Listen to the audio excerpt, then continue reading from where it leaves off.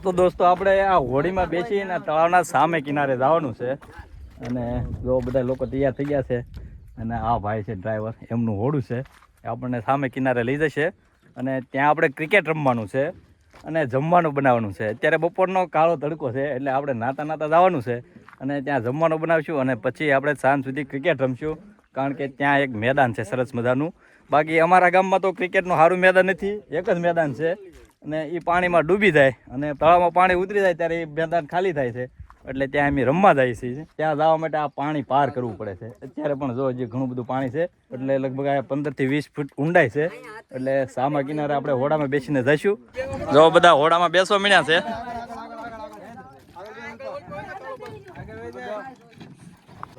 હાલો, બધા સવાર થઈ ગયા છે હોડીમાં.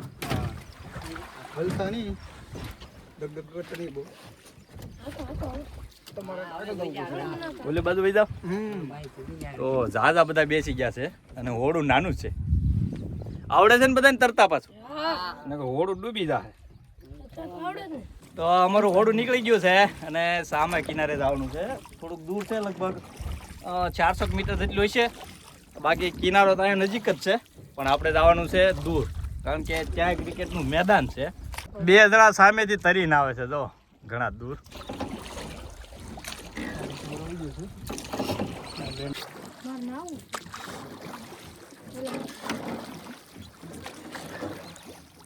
કિનારો આવી ગયો છે અને બધા જો નીચે ઉતરે છે. હાલો, થેન્ક યુ હો ભાઈ, હું કઈ ભૂલાતું નથી ને. હાલો આવજો. તો કિનારે આવી ગયા છીએ અને આ બાજુ છે આપણે ક્રિકેટનું ગ્રાઉન્ડ.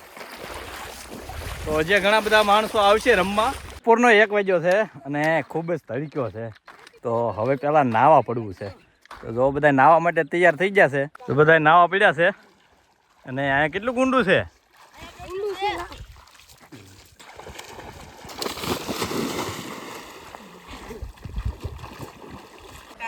હવે હું પણ નાહવા પડું, કારણ કે તડકો લાગે છે ને હવે ગરમી થવા મળી છે.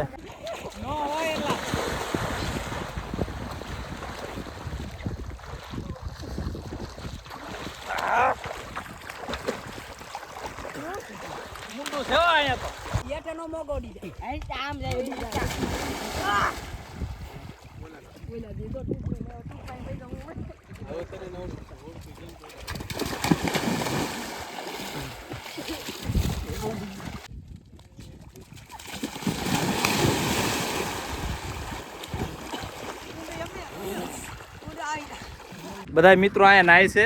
આપણે એક પાણીની વ્યવસ્થા કરવાની છે, કારણ કે આજુબાજુ ક્યાંય પાણી નથી.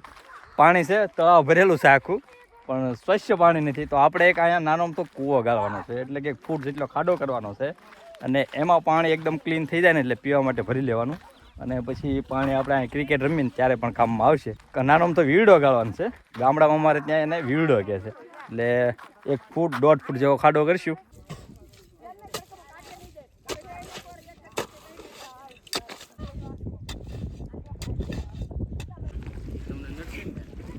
પાણી ભરવા પછી નડશે પણ હજી પાણી ડોળું છે અને પાણીને આસું થતા વાર લાગે. ડોળું પાણી કાઢી લઈ એટલે થોડી વારમાં આસું પાણી થઈ જાય. વીડો થઈ ગયો છે અને હવે આ પાણી સાફ કરી નાખવાનું, એટલે બીજું પાણી આવે ને એકદમ ચોખ્ખું પાણી આવશે. જો અહીંયા પાણી આવે છે એકદમ ક્લીન, પણ માટીને લીધે જે ડોળું થઈ જાય છે, પણ થોડી વારમાં ક્લીન પાણી થઈ જાય. જો તમે જોઈ શકો છો. આ 2 જણા જંગલમાં લાકડા લેવા જાય છે, કારણ કે આપણે ચૂલો જગવાનો છે અને અહીંયા આપણે ખીચડી બનાવવાની છે. તો જો બધા નાઈને તૈયાર થઈ ગયા છે, કારણ કે બધાને એવું લાગી છે ભૂખ. તો હાલો શાકભાજીને એવું કાઢો. અને અહીંયા આપણે નાનો તો કૂવો ગાળી વાળ્યો છે, જો વીડો. તો એમાં હવે 10-15 મિનિટની વાટ જોવી પડશે પાણી ક્લીન થતા. ટમેટા, મરચાં, રીંગણા, પુલાવ બનાવવાના છે મસ્ત.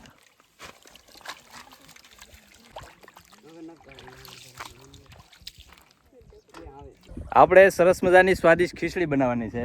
તો બધા મિત્રો કોઈક બળતણ લેવા ગયું છે, કોઈક ચૂલા માટે પથ્થર લેવા ગયું છે અને કોઈક શાકભાજી કટિંગ કરવા મળ્યું છે અને થોડીક પાણીની વ્યવસ્થા થાય છે. અને આ તળાવના કિનારે જો એક સરસ મજાની ખીચડી બનાવી અને ખાવાની મજા આવે ને વાત પૂછવામાં.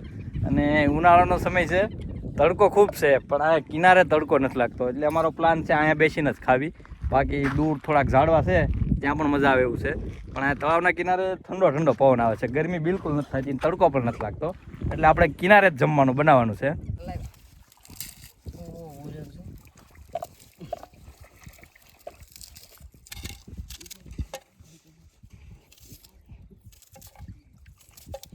અમારા ધ્રુવભાઈ જો કેટલી મહેનત કરે છે, પથ્થર લાવ્યા છે ચૂલો બનાવવા માટે, બસ ન્યા જ બનાવવાનો છે.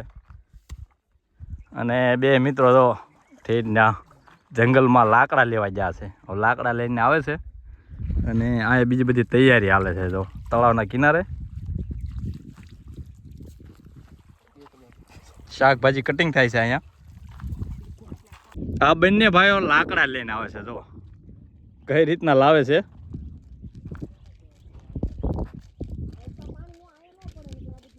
પતલા પતલા લઈને આવ્યા, જાડા જો એકાદ. આપણો ચૂલો અહીંયા તૈયાર થઈ ગયો છે. જો આ પથ્થર મૂકીને ચૂલો બનાવ્યો છે. નજીક 5 પથ્થર મૂકો, હજી નજીક.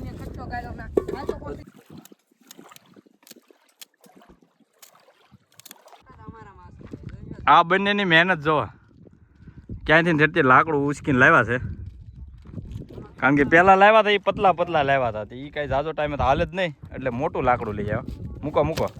જો અહીંયા શાકભાજી કટિંગ થઈ ગયું છે અને શાકભાજીમાં છે ડુંગળી, બટેટા, રીંગણા, લીલા મરચાં, કોથમરી અને અહીંયા છે લસણ ફોલાય છે. અને અહીંયા છે ચૂલો બનાવ્યો છે, તો ત્યાં આપણે ખીચડી બનાવવાની છે. પાણી બળવા દઈએ.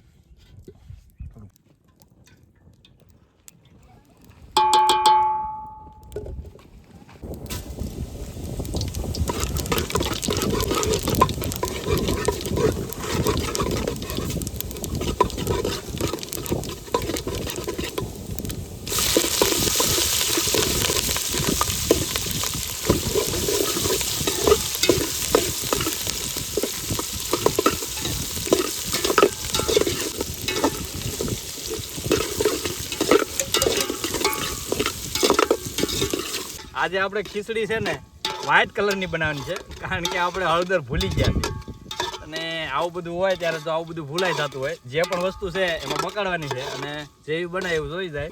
લગભગ તો સારી જ બને, સ્વાદ તો સારો જ આવશે, અને ખાસ કરીને અહીંયા ભૂખ્યા છે ને એટલે તો અમથી મજા જ આવશે. ગમે એવું છે ને તોય બધા ખાઈ જાય. એમની જે જગ્યાએ છે ને ત્યાંથી લેવા જવા એવું નથી, કારણ કે વચ્ચે પાણી છે. આ ધાર દેખાય ને એની પાછળ અમારું ગામ છે, ને જવું હોય ને તો આ બધું પાર કરીને પહેલા પાર જવું પડે, તળાવ તરીને ઓલી બાજુ જવું પડે એમ છે. અને હોડું હતું, હોડું હવે તો વહી ગયું છે, એટલે આપણી પાસે હોડું છે ને, હોડું જો સામા કિનારે પડ્યું છે, એટલે હવે જવાનું થાય એટલે આપણે તરીને જવું પડશે.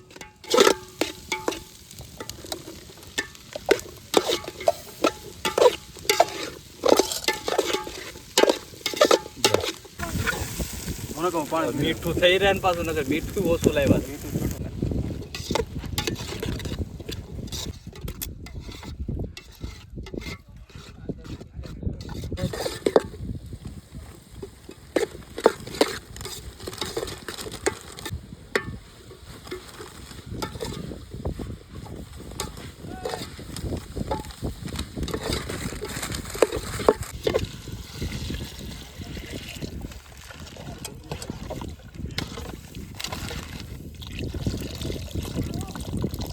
લાવો પણ ગલ્લા આજ ચોખાઈ નાખી દોસ્તો.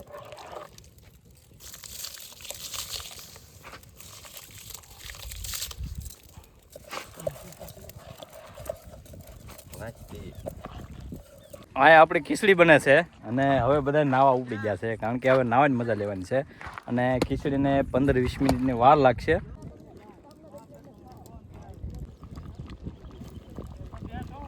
ખીચડી સડી ગઈ છે. હવે જેવી બની આપણા બાઈક, કારણ કે તપેલું નાનું હતું અને માણસો ઝાઝા વધી ગયા હતા, એટલે સોખાઈથી જો આખી ભરાઈ ગઈ છે. તો જેવી હોય એવી બની છે. આમ સુગંધ તો આવે છે, પણ હાલ છે હવે હાલો ઉતારી લઈએ. હાલો વૈયાવો ડીશું છે એમ આપી દો. હાલો બધા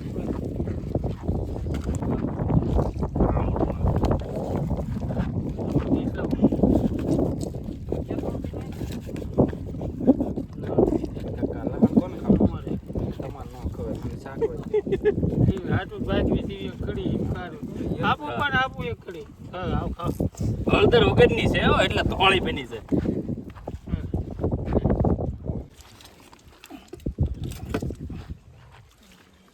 બે ત્રણ જણા નાખી દે ને. એટલે એ તો હું ખાય ના ના આમાં થોડું નાખવાનું. નાખ્યું એમ નહીં એને નાખવું છે એમ પૂછે છે એમ ખાવા તો ન ખાય. ટમેટા ખાવા છો ને? હા. ટમેટા એમ નો એને શું આ પાછી મૂકી દો પાણી હવે એક જ આવી ગઈ આખા ચોખા તો ખબર ના તો એ પૂરા શાક બહુ ઊંડી છે. કોઈ ખાઈ જાય હવે ફરી ખાવ તો મારે હવે તને બોલાવશે કા? આ તો અહીંયા ઘરે જાવ.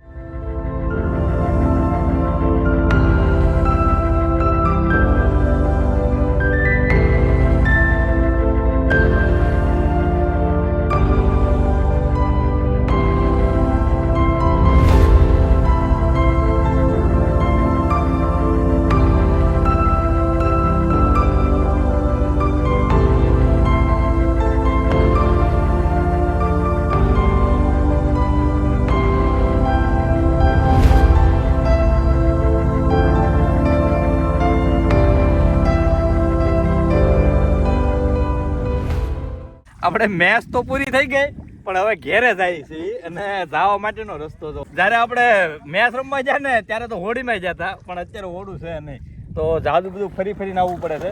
અહીંયા પણ ઘણું બધું પાણી છે, ગળા ગળા સુધી પાણી છે તો બધા નદી પાર કરે છે. વૈયા આવેલા ભાઈ બહુ જાદુ ઊંડું નથી, વૈયા થોડા કે તો પાર કરી લીધી છે.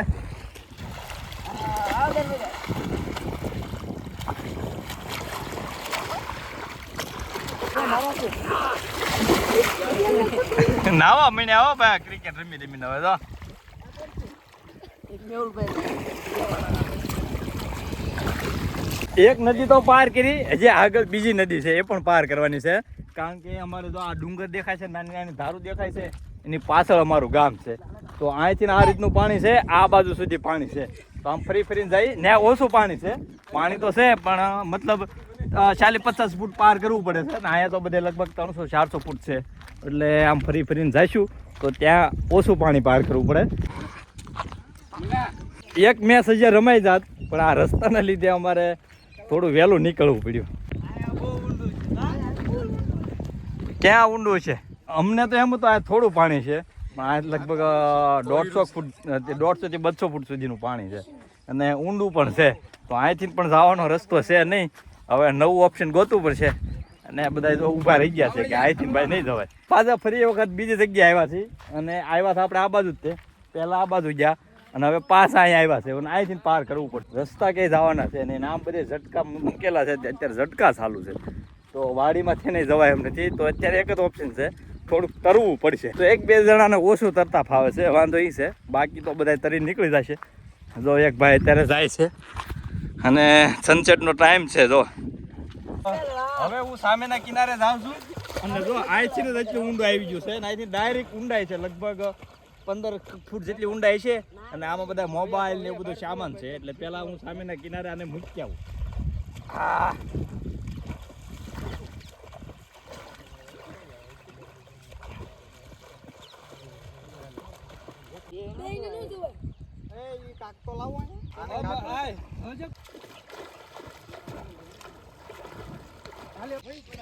પાવડા ये तो जरी के ना होते नहीं कुछ दे रहा है